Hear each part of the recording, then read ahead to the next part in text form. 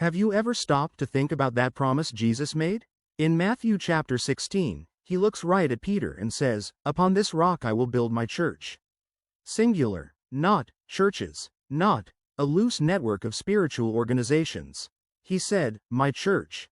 So why is it that when you drive down almost any street, you see a dozen different churches with a dozen different names? Baptist, Methodist, Presbyterian, Pentecostal, Catholic, Orthodox. The list just goes on, adding up to thousands of denominations across the globe. Did something go wrong? Was there a mistake in the plan? This isn't just a casual question, it's a deep, and for a lot of people, a really disturbing problem.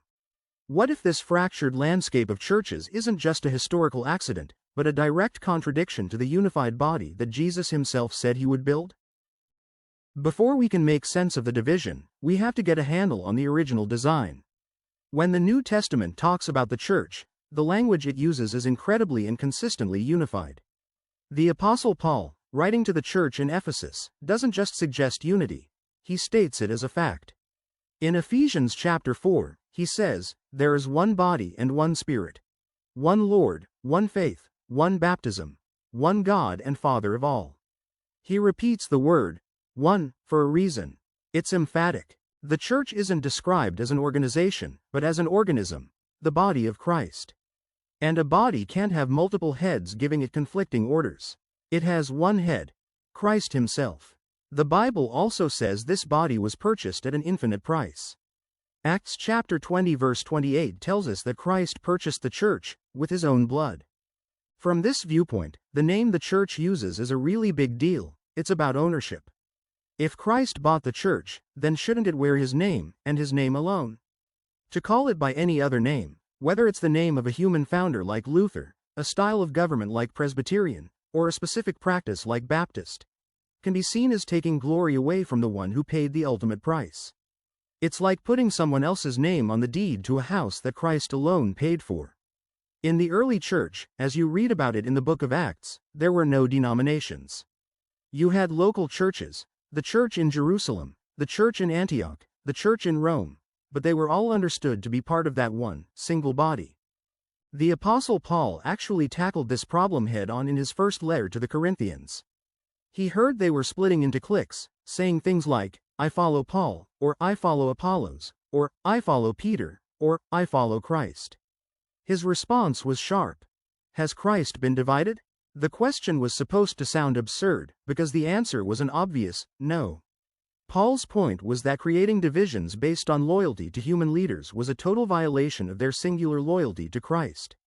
So, if the blueprint is for one, unified body, wearing one name, how did we get to where we are today?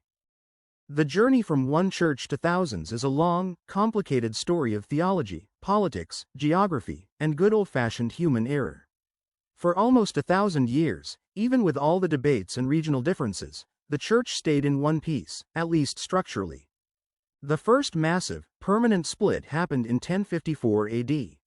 It's known as the Great Schism, and it was the formal separation between the Western Church, based in Rome, and the Eastern Church, based in Constantinople. Long simmering disagreements over the Pope's authority and a subtle change to the Nicene Creed finally boiled over, and the two sides basically excommunicated each other. All of a sudden, there were two huge branches, both claiming to be the one true church, the Roman Catholic Church and the Eastern Orthodox Church. But the event that really opened the floodgates of denominationalism was the Protestant Reformation in the 16th century.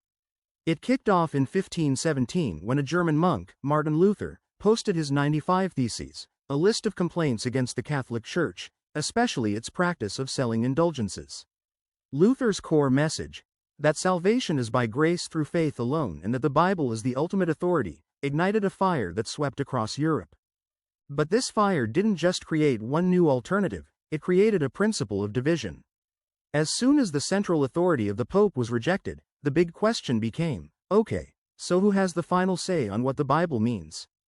Different leaders had different answers. From Luther, we got the Lutheran tradition. Over in Switzerland, guys like John Calvin and Ulrich Zwingli started what would become the Reformed and Presbyterian traditions. Then came the Anabaptists, who insisted on believers' baptism and the separation of church and state. And in England, King Henry VIII broke with Rome over his desire for a divorce, creating the Church of England, also known as the Anglican Communion. From there, each of these streams split even further. The next few centuries saw an explosion of new groups, each one forming around a charismatic leader, a specific doctrine, or as a reaction against another group. The Baptists came from the English separatist movement, the Presbyterians from John Knox's work in Scotland, and the Methodists from a revival movement started by John and Charles Wesley within the Church of England. What started as an attempt to reform one church ended up creating thousands, and that process is still happening today. The journey from one church to thousands is a long, complicated story of theology, politics, geography, and good old-fashioned human error.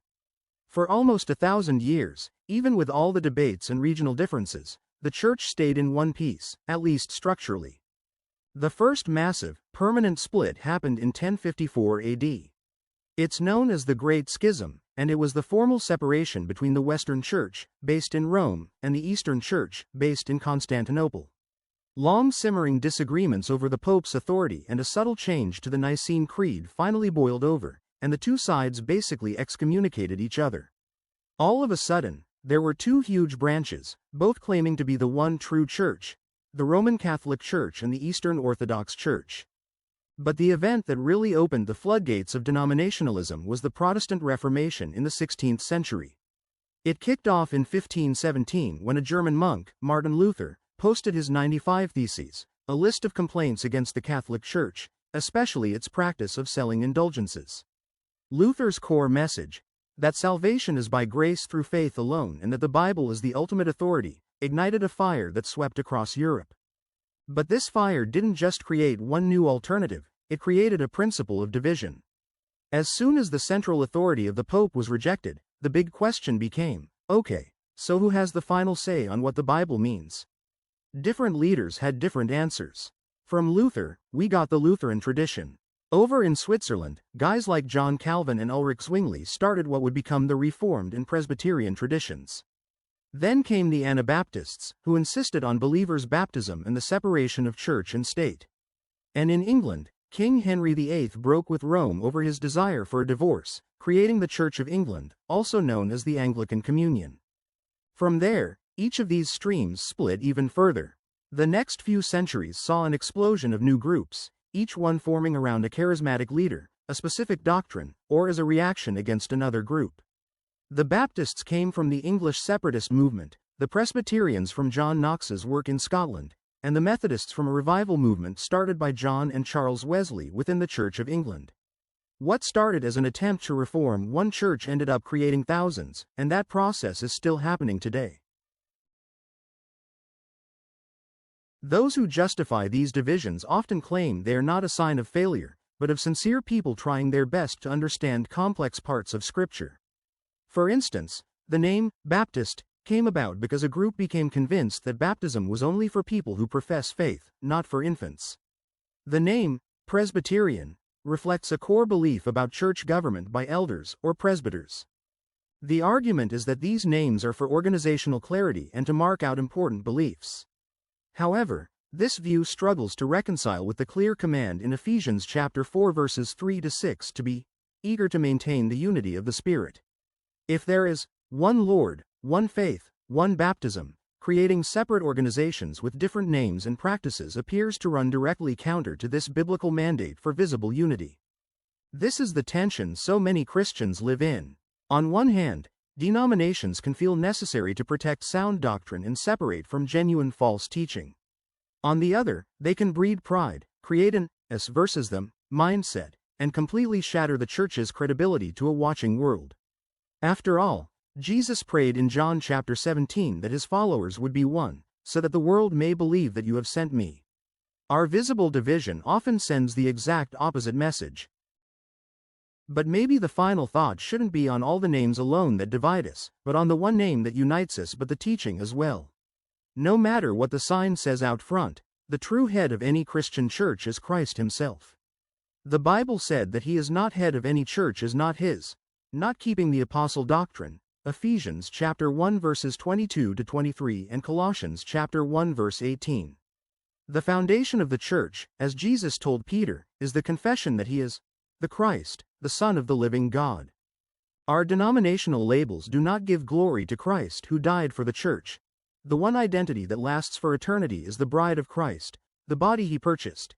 A great multitude that no one could count, from every nation and tribe and people and tongue, all standing before the throne, worshiping the Lamb. In that final picture, all the other names just fade away. There's only one church, one body, one Lord. And our challenge, in this fractured age, is to live in light of that ultimate reality, chasing after both truth and love, and trying to show the world a unity that points them to the only name by which we can be saved. Acts chapter 4 verse 12. Nor is there salvation in any other, for there is no other name under heaven given among men by which we must be saved.